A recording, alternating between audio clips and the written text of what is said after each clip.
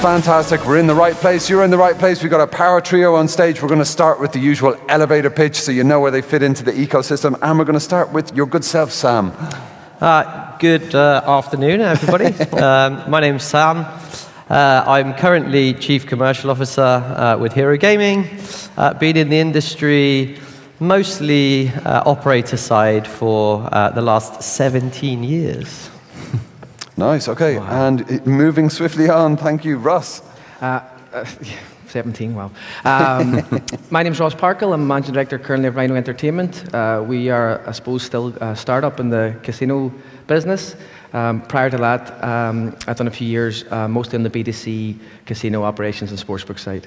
Okay, very good. Thank you so much. And Andrew. How are you guys doing? Andrew Foster, Chief Business Officer for Enteractive. We are a B2B supplier. We focus on reactivating and activating players for operators. Been doing it for 10 years, but only at Enteractive for 5, but 5 very exciting years. Fantastic. Okay, we have the right people in the right place on stage as well. I love it. So Ross, we're going to come to yourself first. Now, talk to us a bit about how you actually measure customer loyalty. Are you looking at metrics like the customer lifetime value? How can you kind of make a difference? How do you move the needle? Yeah, I mean, for me, the whole loyalty side is, we sort of target the retention a lot of the times. How many times players are coming back, unique depositing players, some of these metrics that we really focus on day to day. Internally at the moment, we try and come at it from, it's really hard to create loyalty across all players. Just some players are just going to churn. There's not, the churn rate, in our KPI we'd measure a lot, but we try and find, we know there's certain players out there that if we do the things well, do the fundamentals well in-house, we'll create a base level of loyalty that will hit all our KPIs, whether it be deposit amounts, retained depositors, all the good things. So, I mean, for us, the fundamentals, players are coming for entertainment, they're coming for gambling, that's their form of entertainment. So what we try and do is make sure we make that as seamless and frictionless as possible. Make sure when they come, they are entertained. There's games on site, so that's half the job done. But just making sure all the basics is covered right. Can they deposit okay? Can they find the games they want? Can they search for them? Can they get their money out when they've won? Some of these things, if you don't get that right, and if you don't have the fundamentals nailed, and I think a lot of us spend a lot of time just making sure we are constantly on the fundamentals, and then the players won't be entertained. And I think sometimes when you're trying to provide that entertainment, the key is making sure that you don't do anything that can spoil the entertainment, and that's what we spend most of our time on. So making sure your KYC is not 48 hours and very, very difficult, or making sure that when a player wants to deposit, they can deposit, or register, they can register. Forget their password. It doesn't take them 14 days to try and work it out how to get it fixed. So the fundamentals are still really, really important. And then once we spend a lot of time still focusing on those, and then it's a small incremental improvements that move us on from there. And that's sort of internally what we try and do anyway. Brilliant, brilliant. And coming over to yourself, Sam, talk to us a bit about how you measure the customer lifetime value. How do you differentiate, and how do you kind of pay attention to this very important metric?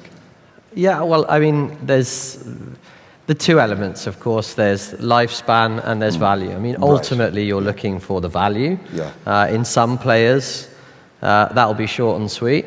In other players, you'll have a long and fruitful relationship with them over time. Yeah. So I'd say there's a couple of things. I mean, a couple of nuances you have to understand about our industry. We lose money on probably 85% of the players that we acquire. And we make our bread and butter with the remaining 15%. So a very polarized business.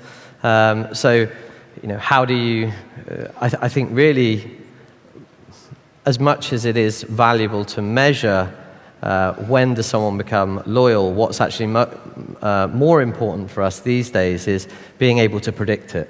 So being able to get there first, because we know we're going to lose money on a whole bunch of players. So how do we wean those players out early, understand and stop investing there to give us a lot more bang for our buck when we come to those 15% that are valuable? So the obvious metrics are customer lifetime value, but being able to predict customer lifetime value, being able to predict churn events and counteract them, I would say those models and those principles are arguably more important to understand than the end metric itself.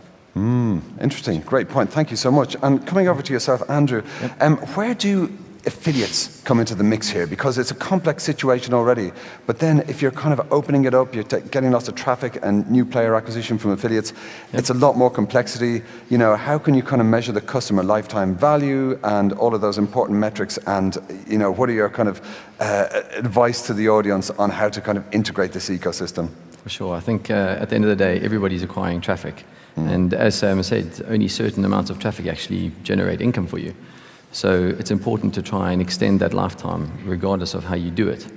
And for us, I mean, at Enteractive, the way that we view it is, if you can get more players in at the beginning, if you have a good relationship with them, and if they churn, which inevitably a lot of players do, how do we get them back? How do we keep them going? How do we extend that lifetime so that you get the most out of each and every one of those players? And what we see as well at Enteractive is a lot of players want to be contacted in different ways. So it's important to have touch points and to get an understanding why the player churned or why he doesn't play with you anymore, why he moved off to a competitor, as an example. So for us, it's more around the communication, understanding why the guy moved off or why the player moved off, and then also giving that information back to operators. I think it's very important. So you get a good understanding of how your database is working. Indeed, indeed. And coming back to yourself, Ross, are there any kind of case studies or anybody you'd like to give a shout out to as being the best practice in the field? You know, anything that people here should be learning from? I mean, for me, it's actually more what just Andrew touched on a little bit there, is that, you know, you're trying to create loyalty. There's not really any two players are exactly the same. There's groups of players, segments of players, or clusters, or whatever way you want to put it, that can be, you know, targeted or reactivated, you know, in different ways. In terms of case study, I think, you know, sometimes for loyalty, it's quite easy to sort of go back to sort of CRM or, you know, some of these tools that we all use, and they've still got a very prominent position to play. But a few years ago, when we're talking about case studies, a few years ago at Christmas, I used to work for a brand, and we used to have a really big Christmas campaign, you know, but I mean, obviously, everybody has a big Christmas campaign, so what we were trying to do was find a way of reaching out to our players, get them engaged earlier, and not just rely on normal SMS and email, because, to be honest, at 4 o'clock today, everyone in the audience is going to get 4 messages from me, Sam, and everyone else pushing some game, you know. So what we try to do at that point to try and get loyalty, get players back, and engage players a bit more. We've done a few different promotions. We used Enteractive and the guys to call out our players, tell them about the campaign, try and get some players on site. We used Interactive SMS, so you know, there was like a little quiz the players went through, a little bit more engaging, and again, obviously, we tried to target certain players where we felt that would work best, and then obviously optimize it as we went along. But even then, you know, we done snail mail, you know, we done post. We all, maybe we're a little bit ageist, but we targeted some of our older players with snail mail again about the campaigns, and again, you know, bringing all that together and having a little bit of an improvement. We would like to say the 1% in-house, but just trying to get 1% improvement in a few of these areas. For us, is best practice internally anyway, because it's very, very hard to find a silver bullet to do everything in one go. So using a few different tools, and again, the campaign went quite well. We're quite happy, but you know, that's the type of approach we try and take anyway. Fantastic. Very, very interesting. Thank you. And coming over to yourself, Sam, talk to us a bit about, you know, what's worked in the past, and does this still work? Does it need to change? What do you think is changing about this field? It's quite interesting. I mean, when we started discussing this panel, I think one of the strange reflections that we had is obviously our environment gets more and more and more competitive. Yeah. But actually then when we look at our metrics, either lead or lag metrics, loyalty is improving. So in this kind of complex world, you're kind of trying to understand why is that? Why in a more competitive space are we seeing ever more loyalty? I think kind of you know, when we talk about the tricks of the trade when it comes to loyalty, it's obviously very different depending on your geographic audience, your product set within the different gaming verticals. And I think one of the sort of key challenges and best practices that you have to establish quite quickly as a business is do you build or buy? And what's been, I would say, most interesting from the loyalty side, and what's changed the most is that there's been a sort of quite clean divide where some of the larger organizations fully in-housed everything, saw it as a valuable part of their intellectual property and developed it. And others went down a different model where they said, well, you know, we've got some fantastic specialist services out there. We've got Interactives, we've got the Fast Tracks of the world, and the Unibos. You know, these are some really great, highly focused tools.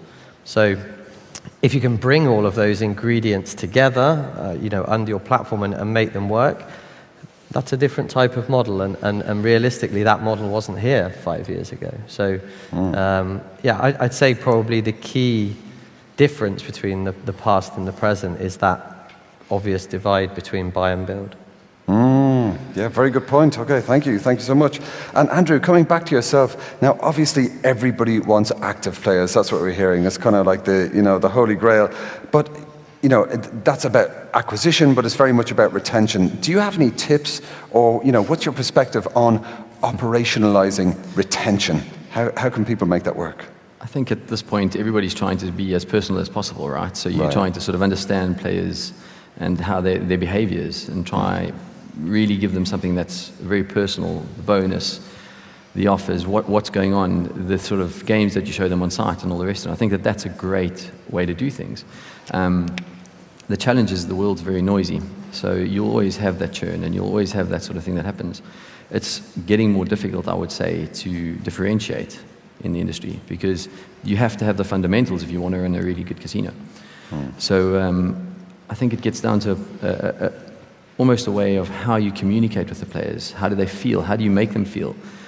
If you make them feel like they're cared for and they want it, regardless of how you communicate with them, I think that you start to form a relationship where the guys will stick around. And to me, I don't think there's any other way to look at it than be personal, care about the guys, and actually show them that they care, that you care.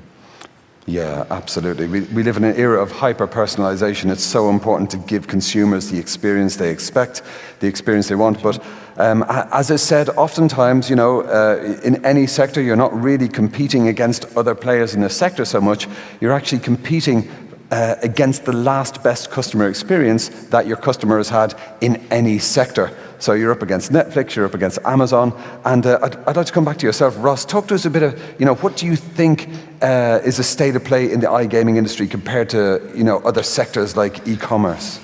I mean, we spoke about it, myself and Sam and Andrew, but earlier, you know, we mentioned, you know, there's some great tools out there now, you know, flows and fast tracks of the world, you know, you know, not everyone's able to build everything in-house, so if you're starting to bring third parties together, you have a lot of power. But I think, to be completely honest, we're still quite far behind a lot of other industries when it comes to personalization and what we can do. You know, the Tesco Club Card in the UK, the Humphreys, I think the company that runs it, they're able to send out, you know, individual pretty much offers to households, no matter, you know, and the whole process behind that, printing, post, organize data, you know. So we are moving in the right direction. I think now you've got some fantastic tools that you can bring together, and you can personalize, but we've discussed, and quite honestly, I think a lot of us are still at the very early stages of that. You know, again, Friday's a big day for offers in casino. Like, you know,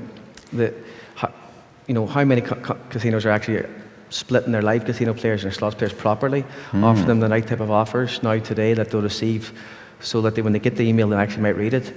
I know there's an argument you can say, like, if you receive an email, at least you keep yourself top of mind, but how much better would it be if, instead of just getting a live casino offer, you actually get light and roulette if that's your favorite game? Or maybe, you know, on the slots front, you know, instead of getting Fat Drac promotion today and Halloween or something, you know, imagine getting the game that you, and maybe you don't, like, we have data now, we know some players don't play new games, they play their existing games and that's it. But you know, imagine being able to send an offer today and say, hey, remember this game you played last month, the big win? Here's a few spins on it and a bonus on it, and start moving the whole needle that way.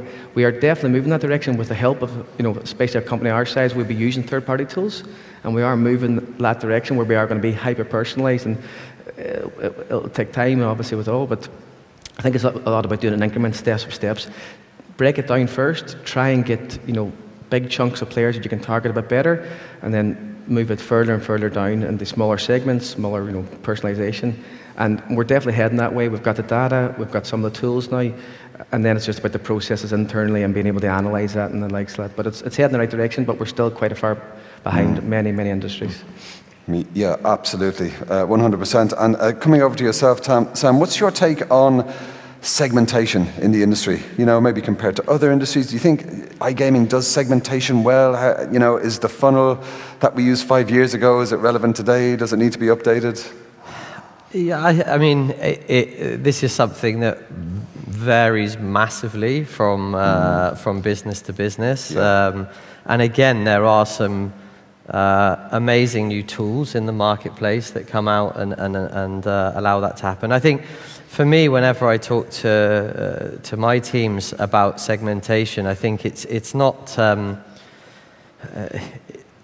everyone segments on value, and I think that's the most common mistake made, is that the customer segments are about low, medium to high VIP. And really, those are obviously certain segments, but there's so much more to how players play. And I remember moving between gaming companies in the early days, and you could walk into the CRM team and say, okay, so what's the definition of lapsed? And 9 times out of 10, you'd hear 30 days. You're like, okay, but 30 days, 30 days for a player who plays once a month, for me, 30 days is not lapsed. 30 days for a player who plays every day, he's more than lapsed if he hasn't played for 30 days. So I think where people get segmentation wrong is when they treat it just on value and they ignore play patterns and play frequency and recency. Where it gets, how that compares to other industries, I don't know. Haven't spent a lot of time in other industries, in all fairness. But I would say that, by and large, I think the people that do segmentation well are the people that take into consideration variables that give you much more indication of intent and loyalty than just the value of the player themselves. Absolutely. It's sort of like being brilliant at the basics and also putting yourself right in the shoes of the customer, that kind of empathetic approach. So Andrew, coming over to yourself. Now, we've heard about the importance of the right segmentation, supporting the customer throughout the journey, really understanding what they want and kind of preempting that with technology. What's your take on, how do you kind of balance all of this from different traffic sources? How do you manage attribution? That's very important to understand. What advice would you have for the audience here? I think at the end of the day, it's becoming more and more difficult to understand where the traffic's coming from and how it'll perform long term. But I think it's something that's so important when you look at the long-term performance of these players. There's always this idea that you just get more and more players, and if you just acquire more players, you'll do well at the end of the day. But if you're not looking at how they're performing, and 1 month from now, 2 months from now, 3 months from now, where these players are sitting, then you're really going to be pushing a lot of money at the front and not getting much at the back. So I think there needs to be a lot of view, and you got to really look at them and consider the values. Yeah, well said. Absolutely, Ross. And I think, to back Andy up there, for most of us now, our marketing budgets are probably where most of our spend is on the operator side. And we have got much better, again, with data now, of being able to track different sources, being able to look at the lifetime values, retention rates, deposit amounts from different sources. And as me and Sam can probably attest a bit more, that there's just different sources bring different values. Might have different levels of loyalty as well. Streamers, I know there's a few streamers in the crowd. We use streamers quite regularly, and definitely loyalty would high there, but maybe player values can be a bit lower dependent as well. Whereas maybe PPC traffic, very high intent, very high value, potential high value, but then maybe they're always searching out new opportunities. So trying to keep those players loyal can be even more difficult. So measuring the different traffic sources, understanding, so how much you can spend where, how you're going to spend it, and then even as to Sam's point as well, trying then to make sure you can sort of maybe start targeting and looking how you offer those players slightly different services, different products is the next step, and quite an important step, because they do want different things quite often, or they can be treated in different ways, and that will help you maximize the lifetime value and get a bit more retention and loyalty out of them. Yeah, and absolutely. I think Yes, the key here is the amount of times I've heard people say, "Yo, we need to find more, acquisition channels with loyal customers." It's like you don't acquire a loyal customer. Some may be more highly targeted than others.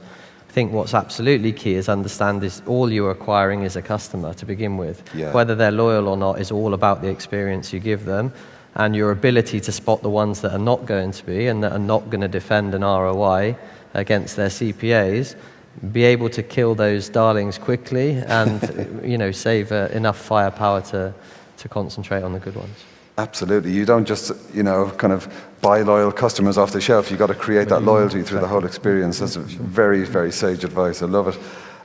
Coming back to yourself, Ross. Now, we live in a world of, more personalization, more user data, etc. You've got real transparency. But, there's kind of do you think there's a risk of kind of a race to the bottom in terms of incentivizing customers? How do you kind of balance that? Listen, I think most operators now are much wiser to how we use bonuses and bonus costs and creating a bonus culture. Sure.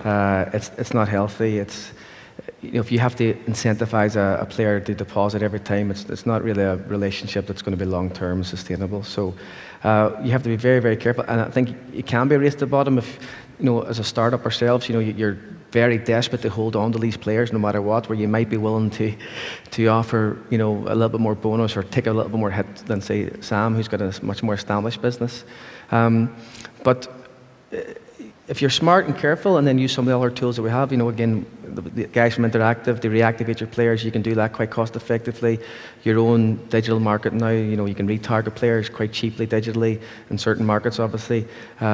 These are the things now that are allowing us to sort of get a bit better in that and making sure we're not just fighting with campaigns to see who can give the biggest bonus or even welcome offers to see who can give us, trying to be smarter about how we do that and using all our tools and all our services to make that more efficient. Yeah, absolutely. And we have a question from the audience, and it's from Anonymous. Thank you for the question, Anonymous. The question is, I'll direct it to each of you, just to the floor, and you can just jump in as you feel. How do providers build loyalty with players, or at least support operators to build loyalty apart from marketing contributions like cash? So aside from throwing money at customers, what's your advice? Build good games would be probably very good advice. Easiest, but no, I mean, if we're talking about game operator suppliers, I think, creating good content to start off with, work. You don't want to throw money, but obviously working with the operators, you can do things to help find ways of getting new games in the players' eyes and let them try things out. But I mean, fundamentally for me, obviously, if they're building good games in the first place, that will be the best way of ensuring that their games have loyalty and the players' games have loyalty. But that's just my view, Sam. Yeah, absolutely. What say you, Sam? Yeah, I mean, I think the biggest mistake the marketing departments make whenever I've worked B2C is B2B, is that they target their marketing towards us as operators. So if you really want to build big brands towards the player, you need to advertise towards the player. And I think that certain verticals like streaming have given providers the opportunity to do that and build loyalty around their games. But they need to look for other opportunities. They need to look for other ways to directly engage customers and gamblers in their brand outside the realm of the operator's shop front. Indeed, yes. Sage advice. Andrew? My point sort of leads on from Sam as well. I think it's communication and trying to sort of build a one-to-one relationship at the end of the day. Because it's very different. It's the same as going out and selling a B2B product. Selling it from behind a screen is quite challenging. But when you get to meet a person and you actually understand them and they know your name and those sorts of things, that's the sort of the secret sauce when you get loyalty from our perspective. And I think if you can achieve that, that's where you need to go. Excellent. So that sounds like some good advice and also a bit of a challenge to the audience. So you've been very kind to share your secret sauce and some amazing insights there. Ladies and gents, please join me in thanking our amazing speakers, Sam Brown from Hero Gaming, Ross Parkhill from Rhino Entertainment, and Andrew Foster from Enteractive. Thank you so much. Thanks, Oisin.